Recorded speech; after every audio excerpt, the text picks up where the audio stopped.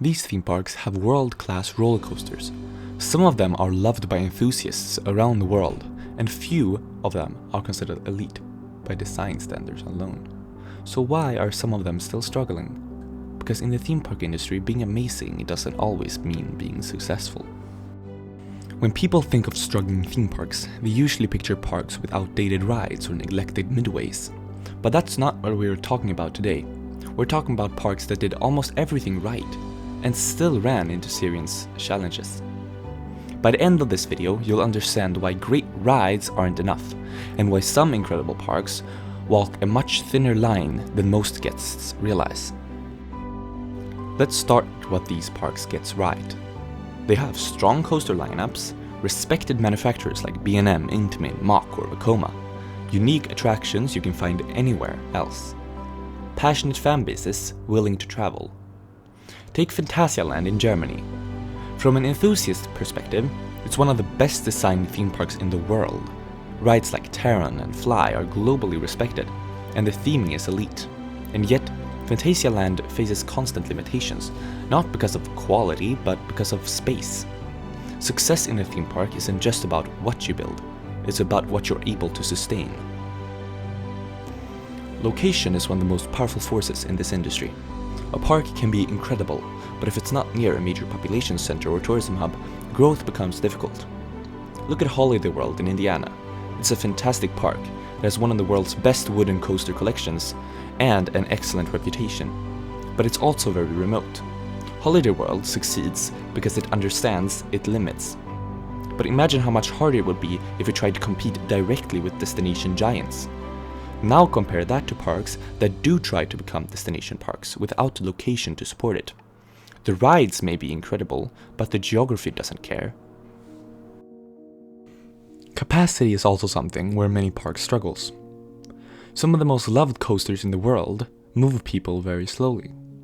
For example, Terran at Phantasialand is an incredible ride, but it's also known for long waits due to its complex layout and dispatch timing. Or take certain early Energylandia coasters.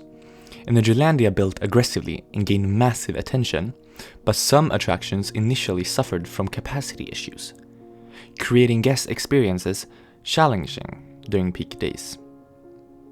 Here's the problem. One ride becomes the park's main draw. Everyone rushes to it, lines explode, guests spend most of their day in queues. Guests don't leave saying, "That ride was engineered beautifully." They leave saying, "I waited in line for 3 hours." Another big issue is who the park is marketed towards. Some parks are extremely popular online with enthusiasts, but far less visible to the general public. Take Wallaby Belgium, for example. Among enthusiasts, it's known for strong thrill rides and major improvements over the years, but for families, its identity has shifted multiple times.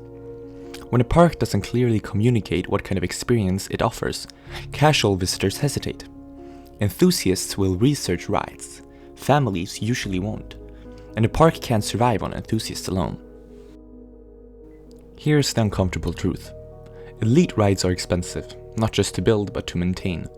Look at the former Georgia Lake in Ohio. It once had massive coaster collection and major investments.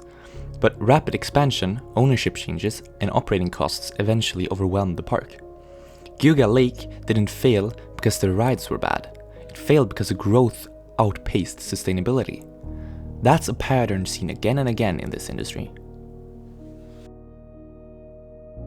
Now let's talk about seasonality and regulations. Alton Towers in the UK is a great example. It's home to iconic rides like Nemesis and Smiler. But it's also operated under strict height regulations and shorter operating seasons. This means limited expansion options, fewer operating days, high pressure on every major investment. Alton Towers succeeds, but it also does it while constantly navigating limitations that many parks never face. And not every park manages that balance successfully. Here's the reality. Most theme parks don't struggle because they're bad. They struggle because they're in difficult locations, they face space or illegal restrictions, they invest faster than attendance can grow, or they rely too heavily on a niche audience. A park can be loved by enthusiasts and still be financially vulnerable. And that's one of the hardest truths in the theme park world. So what actually separates thriving parks from struggling ones?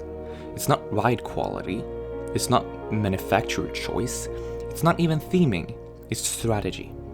The best parks understand their audience, their location, and their limits.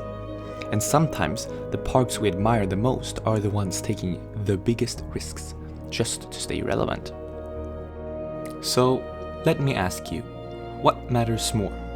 Elite rides or smart long-term park strategy? And are there any parks you think deserve more success than they get? Let me know in the comments. And if you enjoy deep dives into roller coasters, theme parks, and the industry behind them, this is the Theme Park Head, and you're in the right place.